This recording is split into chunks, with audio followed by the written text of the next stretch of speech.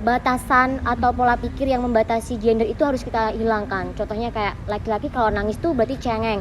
Hal itu tanpa kita sadari sudah menimbulkan adanya stereotype gitu loh.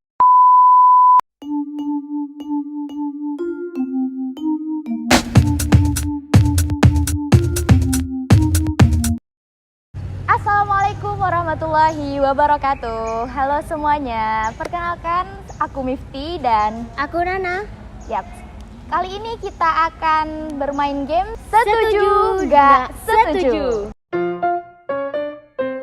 Oke, kita mulai ya. Setuju tidak setuju kalau perempuan setelah nikah dilarang kerja? Waduh, berat ini. Oke, Oke, kita hitung bareng-bareng bareng ya. Oke. 1, 2, 3. Gak setuju. Gak setuju. Oke, kita sama ya. Iya. Oke, sekarang kamu dulu nih yang ngasih alasannya kenapa. Mungkin kalau aku lebih rasional aja kali ya. Karena kalau misalkan tadi kan dikatakan kalau udah nikah kan, jadi otomatis kita sebagai istri dong. Nah, kalau misalkan aku nggak setuju karena kalau kita terlalu bergantung ke suami, toh umur nggak ada yang tahu nggak sih. Bener Jadi banget sih memang. ketika ibaratnya nih, kalau misalkan duluan suaminya yang udah wafat gitu kan, otomatis kita akan bergantung ke siapa lagi, jadi nggak berdaya dong. Maka waktu sebelum maupun masih bersama suami itu kita sebagai perempuan itu juga harus udah independen dan berdaya. Oke, setuju banget sih dengan alasan kamu karena perempuan juga memiliki hak untuk menjadi independent woman kan. Nah, hal ini juga udah dijelaskan kan dalam Undang-Undang nomor pasal 27 nomor 2 tentang hak perempuan mendapatkan benar. pekerjaan dan juga penghidupan yang layak. Iya benar-benar. Setuju. Setuju kan berarti? Oke, kita lanjut ya ke Oke. soal berikutnya. Apa nih kira-kira? Oke, pertanyaannya, setuju nggak setuju kalau tugas pengurusan anak itu hanya dibebankan ke wanita? Oke. Oke. Kita Hitung dulu. bareng lagi ya. Kita hitung bareng-bareng ya. 1, 2, 3. Yeay, kita Iya, sama-sama nggak setuju. Nggak setuju, bener-bener. Oke. Kamu dulu deh. Oke, jadi menurut aku, karena dalam Islam itu sebenarnya hak mengurus rumah tangga ataupun mengurus anak secara lahir dan batin itu bukan hanya dilakukan oleh perempuan, tetapi itu juga menjadi kewajiban laki-laki. Dan karena adanya hak itu, maka pembagian dalam rumah tangga harus ada gitu ya kan dalam pernikahan itu.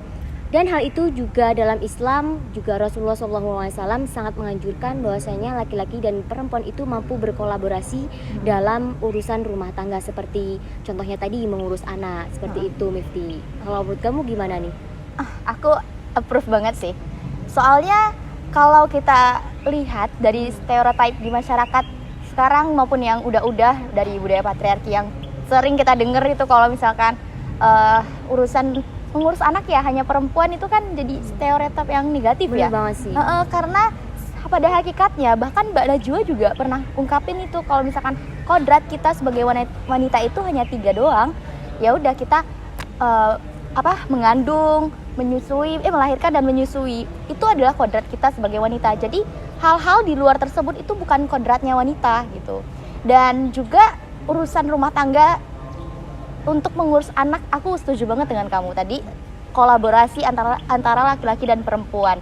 Dan ini mungkin sebenarnya di Al-Quran juga, meskipun kita tahu ya bahwa yang fenomenal ataupun yang sering dengar itu tentang An-Nisa ayat 34 kan itu lebih mengunggulkan laki-laki. Bener. Yang bunyinya itu rijalu qawwamuna 'alan nisa. Itu kan mengunggulkan laki-laki ya.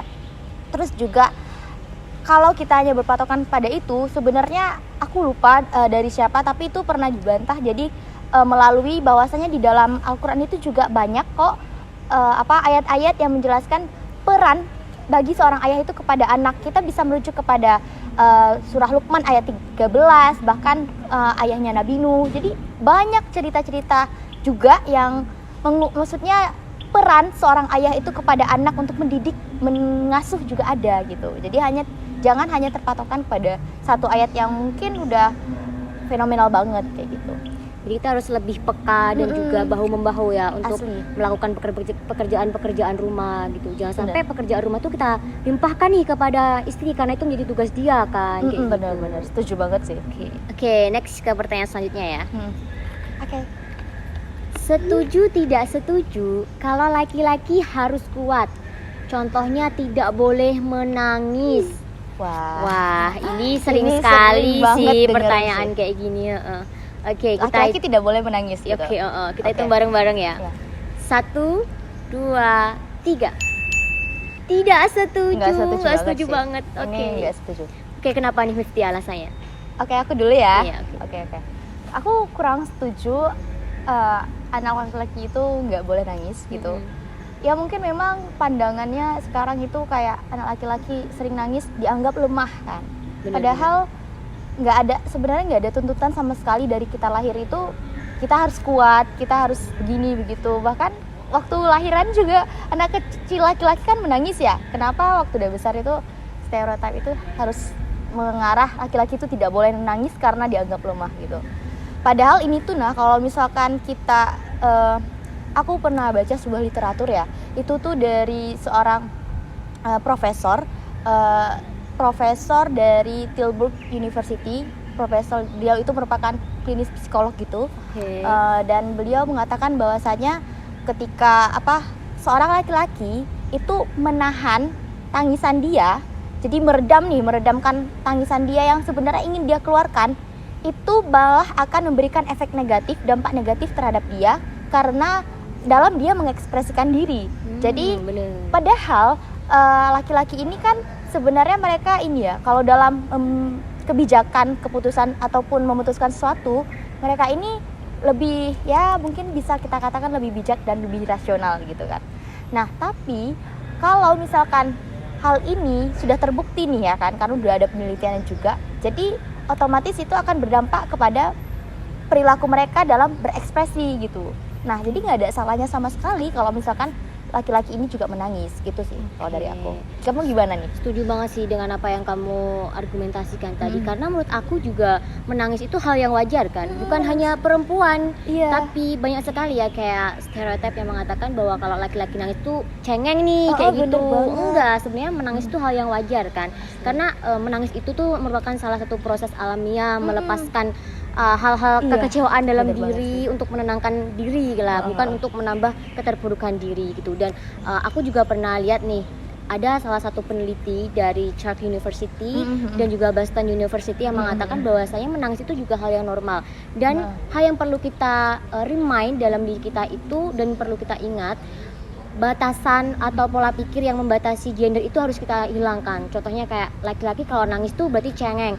Hal itu tanpa kita sadari sudah menimbulkan adanya stereotype gitu loh di masyarakat.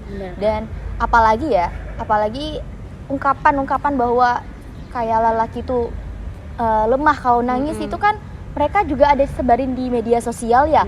Nah, media sosial ini kan remaja udah hampir 90% lah kita katakan pasti menggunakan internet sekarang ini. Jadi, ayo kita usahakan untuk stereotip negatif seperti itu, mari kita hilangkan dari sekarang.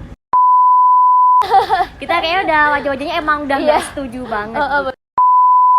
Kayak perempuan-perempuan tuh bekerja bukan hanya di ruang publik, tapi bisa dilakukan di rumah.